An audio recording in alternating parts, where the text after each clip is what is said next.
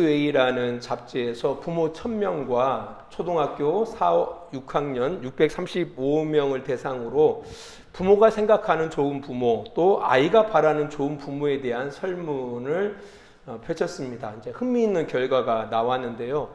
이제 부모나 자녀나 모두가 공통적으로 가장 많은 포스트지의 좋은 부모의 조건이 자녀의 말을 잘 들어주고 대화를 많이 하는 부모였습니다. 자녀의 말을 잘 들어주고 대화를 많은 부모가 좋은 부모다. 그러니까 부모가 생각하는 좋은 부모도 그게 좋은 부모고, 자녀가 생각하는 좋은 부모도 바로 그런 부모가 좋은 부모더라고 자기의 의사를 표했습니다. 자녀의 말을 잘 들어준다, 또 대화를 많이 한다라는 그 말은 결국은 그 상대를 잘 알고 싶어하는 거죠. 알고 싶어하는 거죠. 뿐만 아니라 알고 싶어한다라는 것은 이해하고자 한다라는 거죠. 알 때, 이해할 때 결국은 뭐 할 수 있는 거예요? 사랑할 수가 있는 겁니다. 그래서 사랑하기 위해서 가장 중요한 일이 뭘까라고 할 때 알려고 노력하는 것, 또 이해하려고 노력하는 겁니다. 저는 참 많이 부족한 것 같아요. 근데 아무튼 간에 사람들은 다 그런다라는 거 아닙니까? 사람들이 내 말을 잘 들어줄 때, 나를 이해해 주려고 노력할 때 사랑을 받는다라고 생각한다라는 겁니다. 그래서 좋은 부모의 조건이 이런 거구나.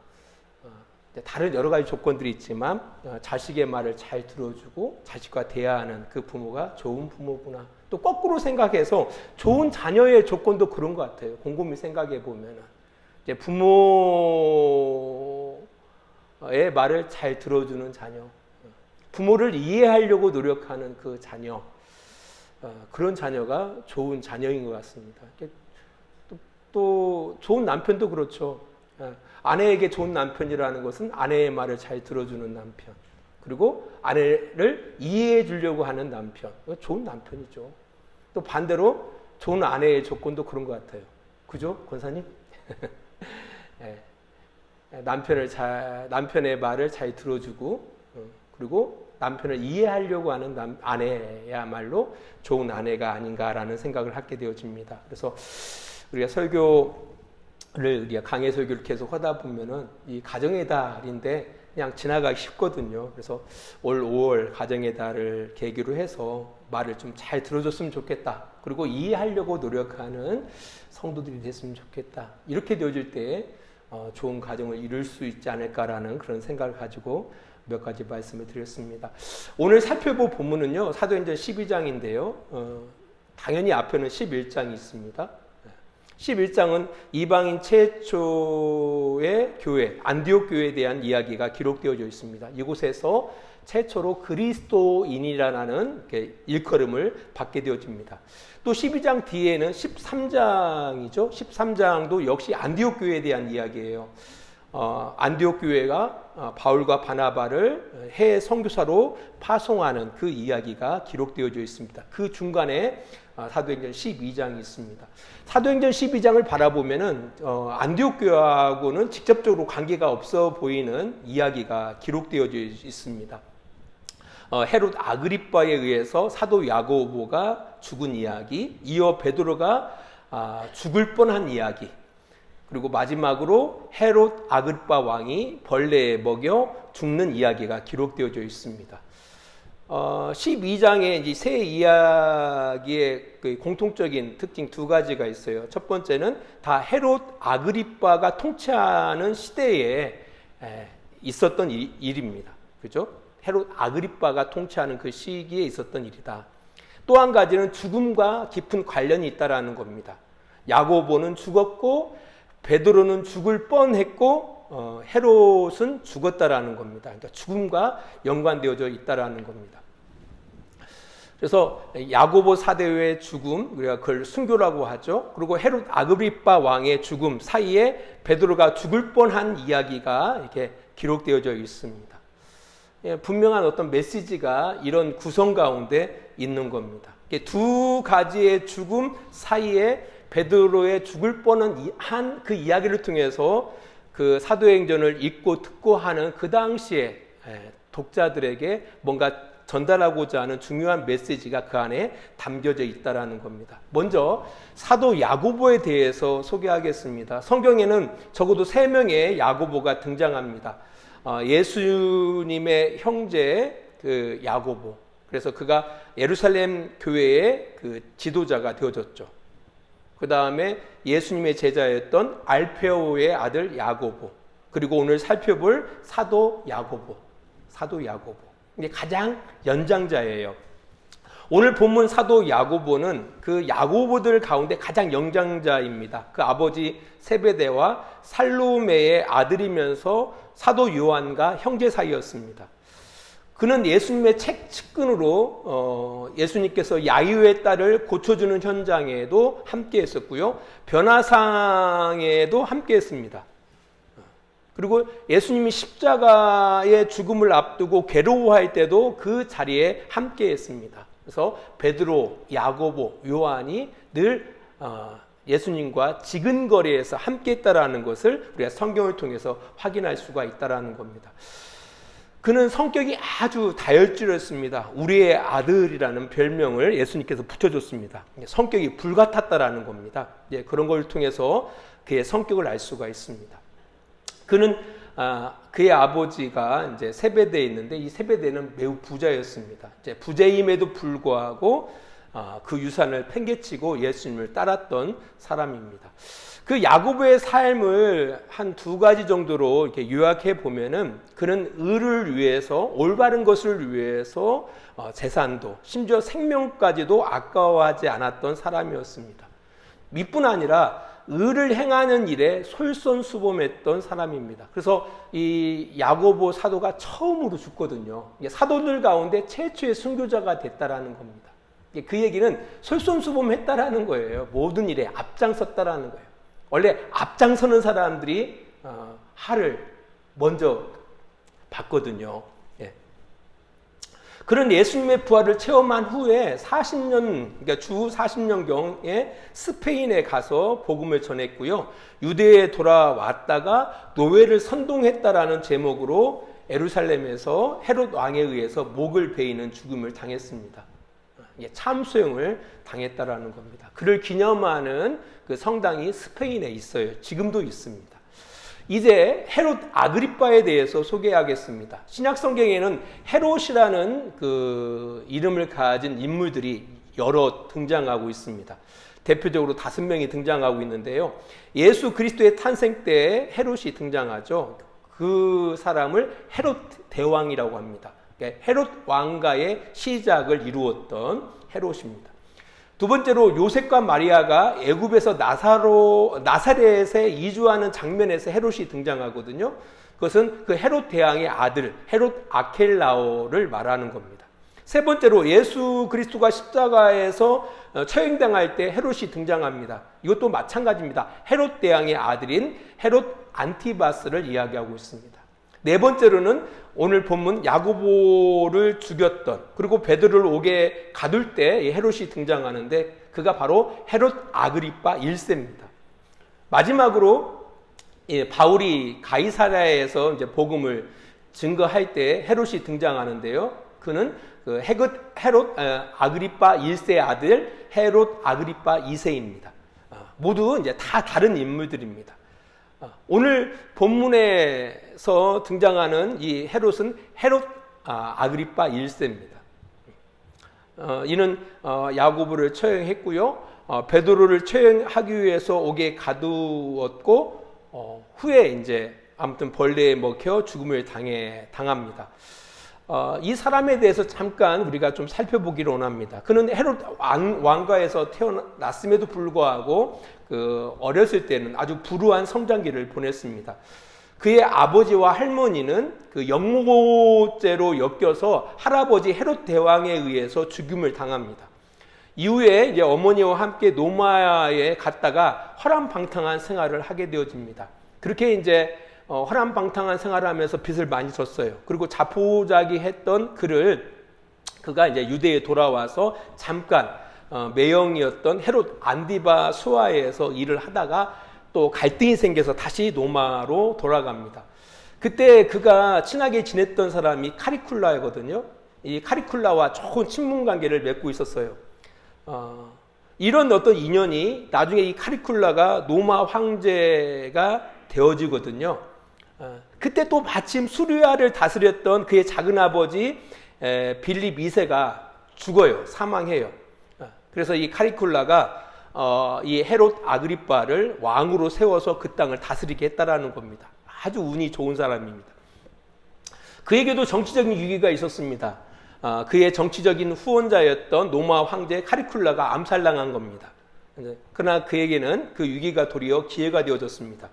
헤롯 아그리빠가 어린 시절에 친하게 지냈던 이 글라우리오가 있었거든요. 그 글라우리오의 편에 서서 그가 로마의 황제가 되는 일에 1등 공신이 되어집니다. 그래서 이후에 유대와 또 사마리아 땅까지 다스리게 되므로 이전 그 헤롯 대왕이 그 다스렸던 그 영토를 다스리게 됐다라는 겁니다. 그러니까 정말로 이 헤롯 그 아그리빠 1세는 요즘 사람들의 그 이야기로 이렇게 빌려서 말씀드리면은 인생을 역전한 정말 성공적인 사람이라고 말씀드릴 수가 있다라는 겁니다. 이제 그럼에도 불구하고 그의 인생을 몇 가지로 좀 그 말씀드릴 수가 있어요. 첫 번째, 이 사람은 목적을 위해서라면은 어떤 수단과 방법을 가리지 않았던 인물입니다. 오늘 성경에도 보면은 요한의 형제 야고보가 죽음을 당하죠.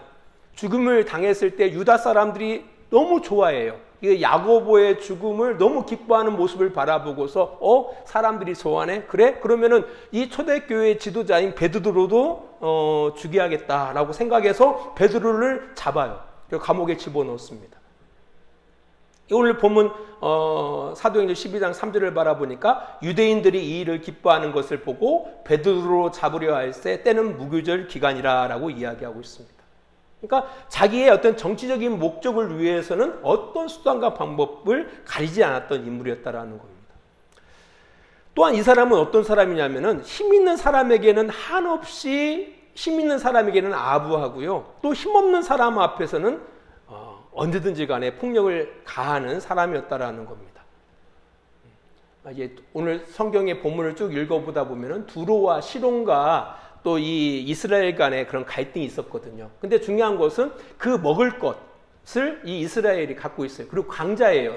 두로와 시론보다는 이스라엘이 훨씬 강자였다라는 겁니다. 네. 그러니까 그 두로와 시론은 이스라엘에 비해서 훨씬 약자였거든. 그 약자들 앞에서는 군림하는 그런 사람이었고요. 또 로마 황제를 위해서는 완전히 발의 때까지도 핥는 그런 사람이었다라는 겁니다. 이 가이사랴라는 이 도시가 있는데 이 도시가 어떤 도시냐면은 로마 황제를 위해서 이 헤롯 왕가가 이렇게 그 도시를 만들어서 헌시한 그런 지역이 가이사랴 지역이었습니다. 아무튼 간에 그랬다라는 겁니다. 그런 그가 갑작스러운 일로 사망하는데요. 갑작스럽게 죽음을 이제 맞이하게 돼요. 그래서 유대의 역사가 유세푸스는 이 사람에 대해서 이렇게 사망에 대해서 이렇게 기록하고 있습니다. 그는 중풍병에 걸려서 5일 만에 죽었다고 기록하고 있습니다. 또한 오늘 본문 성경 사도행전 12장 23절은 이렇게 이야기하고 있습니다. 헤롯이 영광을 하나님께로 돌리지 아니하므로 주의 사자가 그를 치니 벌레에게 먹혀 죽으니라 라고 이야기하고 있습니다. 벌레에게 먹혀 죽었다라고 성경은 기록하고 있습니다. 벌레에 먹혀 죽었다라는 말은 그 당시, 지금이 아니라 그 당시 하나의 관용어예요. 어떤 관용어냐라고 할 때 2000년 전 기록된 문서, 우리가 카톨릭 성경에 나와 있어요. 마카비 2서 9장 9절의 내용을 살펴보면은 이런 내용이 있어요. 사악한 자의 눈에서는 구더기들이 기어 나오고 라는 그 문구가 있습니다. 사악한 자의 눈에서는 구더기들이 기어 나오고, 이게 사악한 자의 죽음에 대해서 이야기하고 있거든요. 그래서 이 벌레에게 먹혀 죽었다라는 이 표현은 당시 하나님의 원수들, 또 하나님의 백성의 박해자들이 받아야 하는 받는 그런 하나님의 심판의 그런 표현으로 이런 단어들을 사용했다라는 걸 알 수가 있어요. 그러니까 그 이스라엘 그 당시에 이제 초대교회 성도들은 누구의 죽음에 대해서 헤롯 아그리빠의 죽음에 대해서 어떻게 평가했다라는 겁니까? 바로 그 사람은 하나님의 심판을 받아서 하나님의 벌을 받아서 죽음을 당했다라고 평가했다라는 겁니다. 이렇게 이제 사도 야고보의 순교와 헤롯 아그리빠의 죽음에 대해서 이제 소개를 시켜드렸습니다. 이 두 가지 죽음의 이야기를 듣는, 그러니까 우리가 아니라 그 당시에 신앙생활하는 성도들의 입장에서 이 두 죽음을 보는 거예요. 이 죽음. 그러니까 사도 야고보의 순교와 헤롯 아그리빠 왕의 죽음을 이렇게 딱 보면서 뭔가를 던지고 있다라는 거죠. 누가? 이 사도행전의 저자 누가가 뭔가의 메시지를 전달하고 있다라는 겁니다. 그 당시의 독자들이 어떤 독자들이에요? 주후 80에서 90년대에 신앙생활했던 그 사람들입니다. 그 당시는 그 로마 네로 황제는 이미 죽었고요. 그 이후에 또 황제했던 로마 황제들이 끊임없이 기독교를 박해했거든요. 그래서 신앙생활한다라는 것은 뭐가 따라요? 고난이 따라요. 핍박이 따라요. 이건 필수예요. 필수. 심지어는 죽음도 감수하고 신앙생활을 해야 했던 그 당시였다라는 겁니다. 이제 그런 차원에서 이 두 사람의 죽음을 바라봤을 때 이게 남의 일이 아니에요. 그러니까 내가 신앙을 포기하면 누구처럼 살 수 있어요? 헤롯 아그리빠의 삶을 살아갈 수 있어요. 내가 원하는 목적을 위해서 수단과 방법을 가지 않고 성공을 향해서 이렇게 살아갈 수 있는 이 길이 있고요. 또 한 가지는 내가 신앙을 선택하면 누구처럼 죽을 수도 있어요. 야고보처럼 순교당할 수도 있다라는 겁니다. 이 두 가지를 보게 하는 거예요. 그래서 뭘 던지고 있는 거예요? 어떻게 살 것이냐. 너희들은 뭘 선택할 것이냐.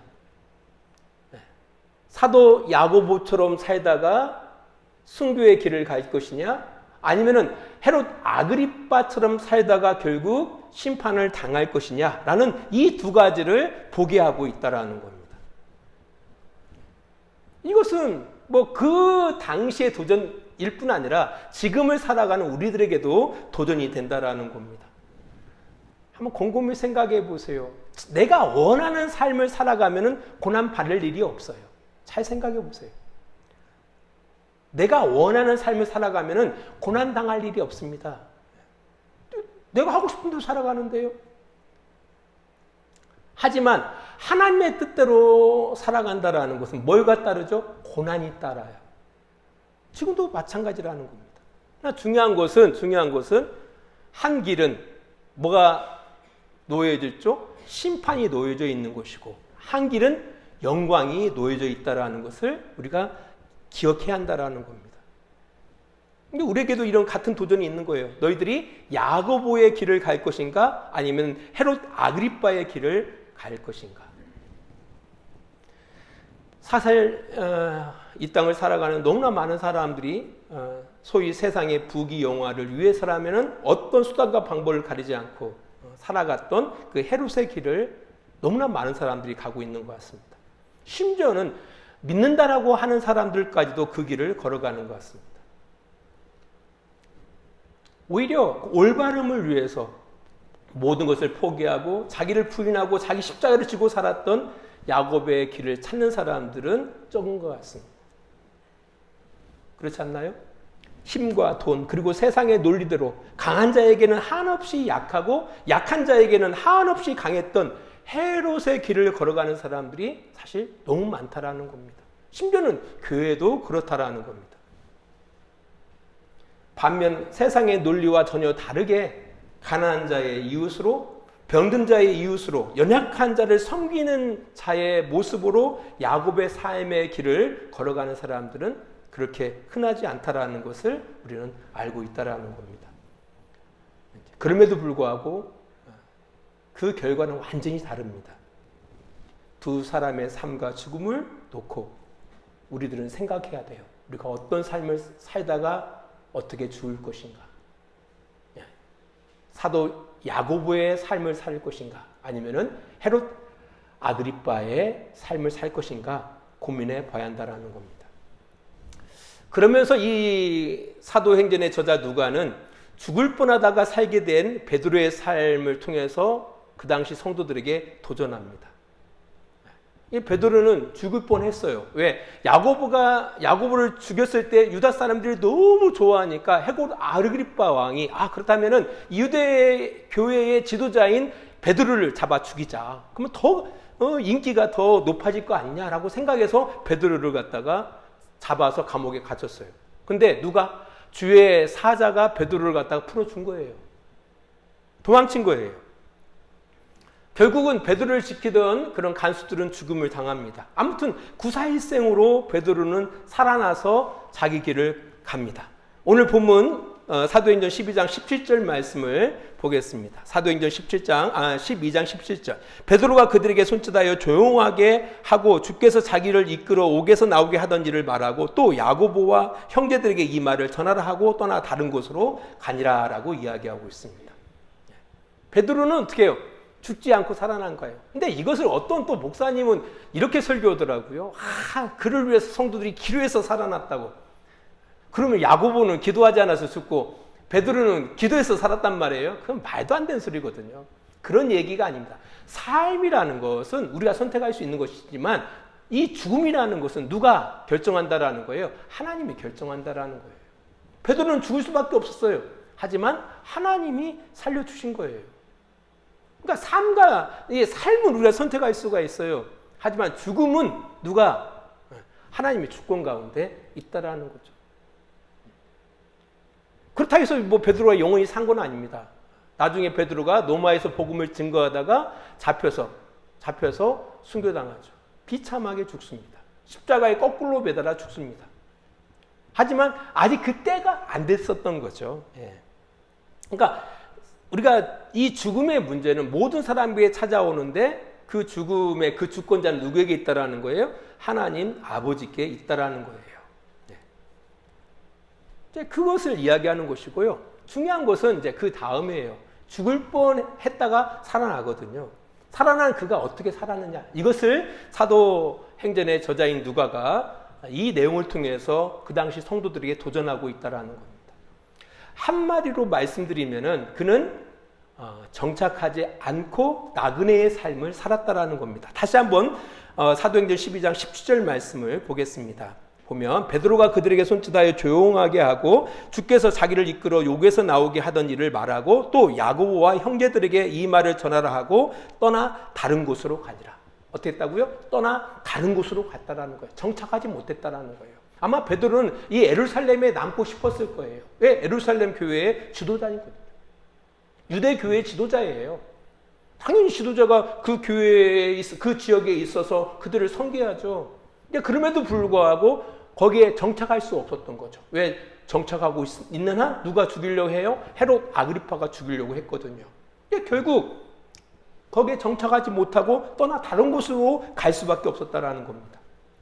정착하지 못하고 떠나 다른 곳으로 갈 수밖에 없는 삶, 바로 어떤 삶입니까? 나그네의 삶을 살았다라는 거죠. 사실 이후에 베드로가 교회와 성도들에게 보낸 편지를 통해서 성도의 삶은 이렇다라고 이렇게 강조하고 있어요. 베드로전서 1장 17절을 바라보니까 애모로 보시지 않고 각 사람의 행위대로 심판하시는 이를 너희가 아버지라 부른즉 너희가 나그네로 있을 때를 두려움으로 지내라고 이야기하고 있습니다. 우리 성도들을 향해서 뭐라고 말씀하여? 나그네로 있을 때를 두려움으로 지내라. 너희는 나그네라고 이야기하고 있는 겁니다. 나그네다. 베드로전서 2장 12절은 이렇게 이야기하고 있습니다. 사랑하는 자들아 거류민과 나그네 같은 너희를 권하노니 영혼을 거스려 싸우는 육체를 제어하라 라고 이야기하고 있습니다. 나그네다. 나그네. 이곳은 어떤 곳이라는 겁니다. 우리가 살아가는 이곳은 잠깐 머무는 여관에 불과하다라는 겁니다. 여관에 불과하다. 이곳이 영원히 살아가야 할 너희의 본향이 아니다. 너희들은 여행 중에 있는 사람들이라고 이야기하고 있다라는 겁니다. 그렇습니다. 모든 인생들에게는 이상은 잠깐 머무는 여관에 불과해요. 우리는 이곳을 잠깐 여행하고 있을 뿐입니다. 그리고 모든 인생들은 영원히 거쳐야 할 처소들이 있어요.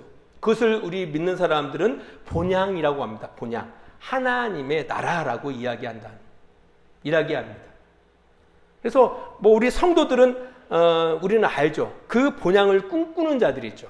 그 본향을 향해서 걸어가는 사람들입니다. 그래서 히브리서 11장 14절은 이렇게 이야기합니다.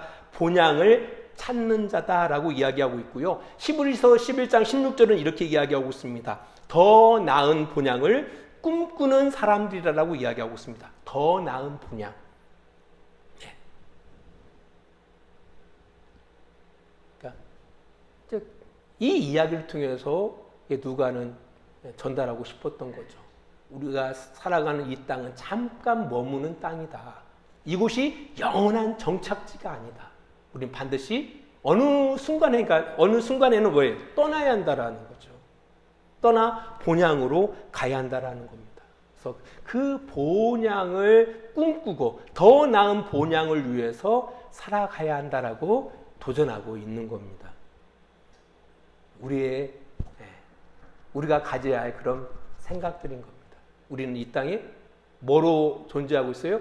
나그네로 존재한다는 사실을 기억해야 한다라는 겁니다. 2부 시간에 이제 젊은 분들하고 이제 설교하겠지만 그분들은 아직 그걸 못 느낄 거예요. 하지만 나이 드신 분들은 느끼잖아요. 언젠가 우리는 이곳을 떠나야 한다라는 거죠. 우리가 여기서 거처하는 것이 아니에요. 역시 여기서 영원히 거처하지 못합니다. 언젠가는 여기서 떠나야 한다라는 거죠. 떠나야 한다라는 거죠. 네. 그래서 이 땅 살아갈 때 어떻게 살아가야 돼요? 두렵고 떨린 마음으로 살아가야 돼요. 함부로 살아가서는 안 된다라는 겁니다. 그리고 육체의 욕심대로 살아가서는 안 된다라는 거죠. 누구처럼? 헤롯 아그리파처럼 살면 안 돼요. 그럼 어떻게 살아가야 돼요? 의를 위해서 살아가야 한다라는 거예요. 누구처럼? 야고보처럼 살아가야 한다라는 겁니다. 기도하겠습니다. 하나님 아버지 감사합니다. 사람이 한번 죽는 것은 모든 사람에게 정해진 것이고 그 이후에는 영원한 심판이 있다라고 말씀합니다. 하나님 그 심판 때에 부끄럽지 않은 구원을 위해서 이 땅에서 어떻게 살 것인지 고민하는 우리들이 되어지기를 원합니다. 바라기는 헛된 욕심을 따라 살다가 결국 심판을 자초했던 헤롯의 길이 아니라 어떤 상황 가운데서도 주의 뜻에 순종하며 살았던 사도 야고보의 길을 걸어가는 우리 주양교회 성도들이 되게 하여 주시옵소서. 더 나은 본향을 향하여 걸어가는 나그네의 삶을 살아가는 우리 주양교회 성도들이 다 되게 하여 주시옵소서. 이제는 우리를 사랑하시는 우리 아버지 하나님의 그 크신 사랑하심과 예수 그리스도의 십자가의 은혜하심과 성령의 감화와 감동과 지키시고 인도하심이 오늘도 시간을 구별하여 주님 앞에 예배하고 주의 뜻 가운데 살아가기를 원하는 귀한 성도들의 머리 위에 또한 그의 가정과 직장과 사업장 위에 하나님의 은혜와 사랑이 늘 함께 해주시기를 간절히 축원하옵나이다. 아멘.